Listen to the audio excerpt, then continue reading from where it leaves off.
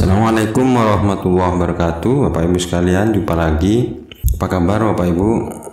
Pada video kali ini kita akan menginformasikan sesuatu yang penting bagi para Bapak Ibu pensiunan, yaitu menyangkut kado awal tahun Bapak Ibu yang sudah pasti Bapak Ibu tunggu-tunggu. Apa itu?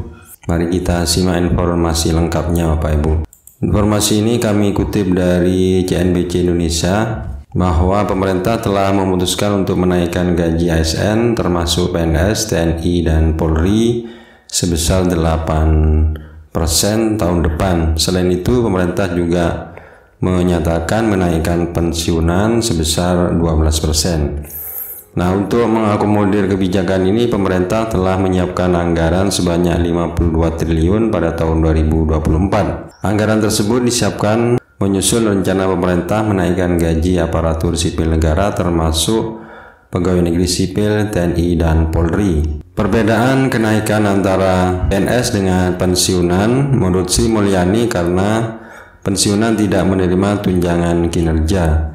Sri Mulyani mengatakan anggaran yang disiapkan untuk kebijakan tersebut yakni sebesar 9,4 triliun untuk ASN pemerintah pusat, 25,8 triliun untuk ASN pemerintah daerah, dan pensiunan sebesar 9,4 triliun. Pemerintah menyatakan menaikkan gaji dan pensiunan ini untuk melaksanakan transformasi birokrasi secara efektif. Reformasi harus terus diperkuat agar dapat mewujudkan birokrasi pusat dan daerah yang efisien, kompeten, profesional, dan berintegritas. Sri Mulyani juga mengatakan bahwa pemerintah akan merombak jaminan pensiun dan jaminan hari tua. Sistem jaminan pensiun dan jaminan hari tua para pegawai negeri sipil bakal segera dirombak tahun depan.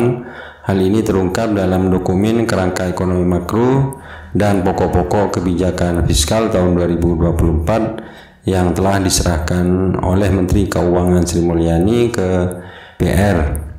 Sri Mulyani menegaskan kebijakan belanja pegawai tahun 2024 akan diarahkan antara lain untuk reformasi sistem jaminan pensiun dan jaminan hari tua PNS.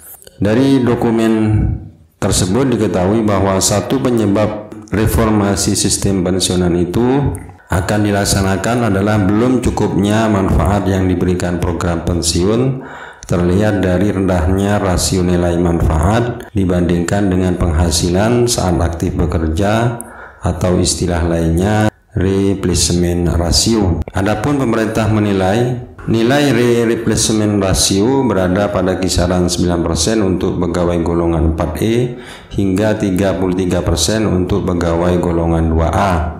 Rasio itu pemerintah anggap akan semakin kecil karena penghasilan PNS semakin didominasi oleh tunjangan kinerja sejak 2009. Selain itu, sebagian besar PNS memasuki masa pensiun di golongan 3C dengan manfaat bulanan yang lebih rendah dibandingkan biaya hidup di seluruh wilayah. Sementara itu, seiring dengan penuaan populasi penduduk termasuk PNS, pemerintah memproyeksikan program pensiun akan meningkatkan beban fiskal ke depan. Ini terdeteksi dari rata-rata pembayaran belanja pensiunan PNS pusat maupun daerah dan purnawirawan TNI Polri yang akan semakin membekak. Saat ini rata-rata sebesar 33% dari belanja pegawai dalam APBN.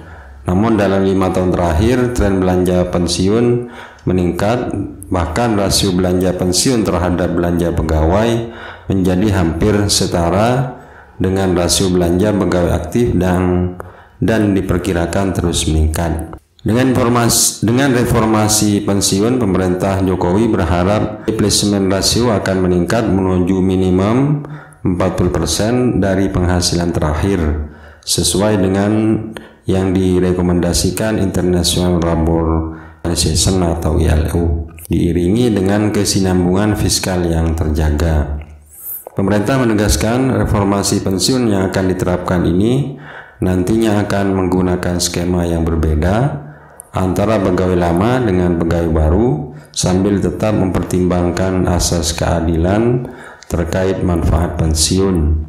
Selain itu juga mempertimbangkan kesetaraan dengan program pensiun lainnya seperti yang ada di TNI, Polri, Hakim, dan pejabat negara lainnya.